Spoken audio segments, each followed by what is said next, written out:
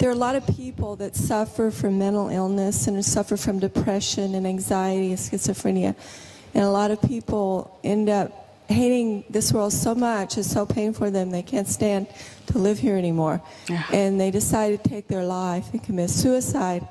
And I worry so much about these people. I worry about what happens to them after they commit suicide. And I wonder if there's anything we can do or say to give them encouragement, to alleviate their pain. What kind of prayer we need to say for them to help them. Each one is different. Are you working with them? I just around people like that. I know people like that. Why are you around them? Are you a nurse? People I work with. Oh. People from my family. I mean, it's everywhere. Okay, just lend them an ear, huh? Mostly people need to talk or, you know, like unwind their pent-up problem. And if you listen, it's already good, yeah? And nod it now and again, tell them to pray, tell them your experience, like in life, or somebody else's experience, or tell them to read my books, yeah? Or listen to my singing at least, and then it will lift their mood, and then you can talk to them about spiritual practice, okay? But when they commit suicide, do they go to hell? Do they have to suffer even more there? Yeah. It depends. So, trying to run away from the problem, they just dig themselves into a deeper hole. Yeah, that's it. Better not do it that way. Have to pay interest, even worse. People commit suicide. It's not like God punished them or anything, but when they commit suicide, that means at that time they are very low on self-esteem, or very low on hope, yeah? And in that state of mind, they're not going anywhere better. Do you understand me? Heaven is the making of a human happiness, okay? And hell is a result of human negative thinking or action. Yeah? It depends on where you want to go. Your thinking make you go where you are. Even if the people who don't practice the way we do, but during the time of death, if they remember God, if they remember positive things about like heaven or life after, blessing and all that, they also will go to a higher place than the people who don't. So the people who commit suicide, they were at a very bad point. You see, they stuck there until long time, or these negative things wears off, and then maybe they can reborn again as human. Then they get liberated.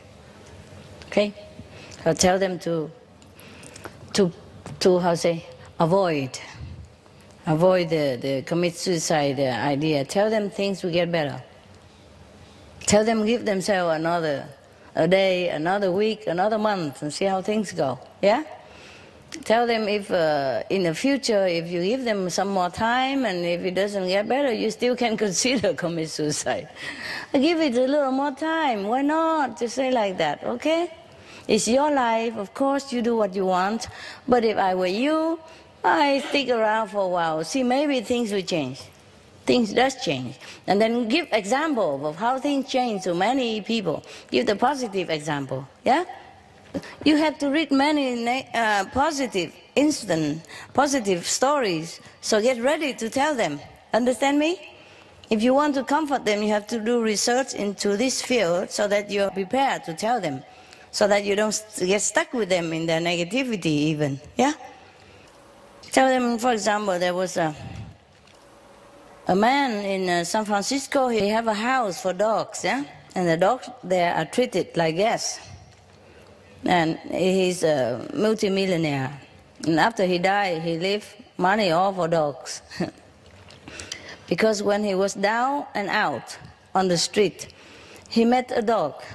And that dog loved him and make him feel loved, and then encourage him, and then make him stay alive again, yeah, and become alive, and then encourage him, and then he go out working again, and then he built his millionaire business.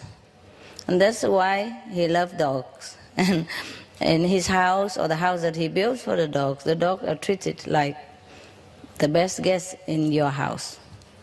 Okay? Give him some experience like that.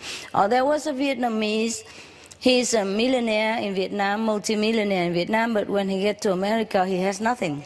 Yeah, for example. And then he worked in I told you many story, yeah? Search into this story or outside story. And then this Vietnamese guy, he just worked in the bakery of his cousin. And he don't go out, he don't have car, he just live at the back of the shop, you know? Yeah, with the sponge bath, him and his wife, for 3 years long. So he saved money on bus, he saved money on rent, he saved money on electricity and water, he saved money on tax, he saved money on everything. He saved every penny they have. And at the end of 3 years, he bought the shop from his cousin and continued the bakery. And later, because he also saving, continue living on the back of the shop, not renting a house yet. Yes. And so after that, and then he keep expanding, and then he changed into other business, and he become multi-millionaire again in no time. Tell them all this kind of story, or a better story somewhere else, okay? Tell them that things always change. Things always change. Or tell them from your experience, like before you were what, and after you are what, okay? Or some of the disciples that you know, bring them in the picture, support your idea, okay? Right. It has to be a supportive, a real story. Make them, encourage them, make them see the future, hope. Yes, it's difficult, but if somebody talk to them, it might open their mind. Okay? Listen to their story and then talk to them.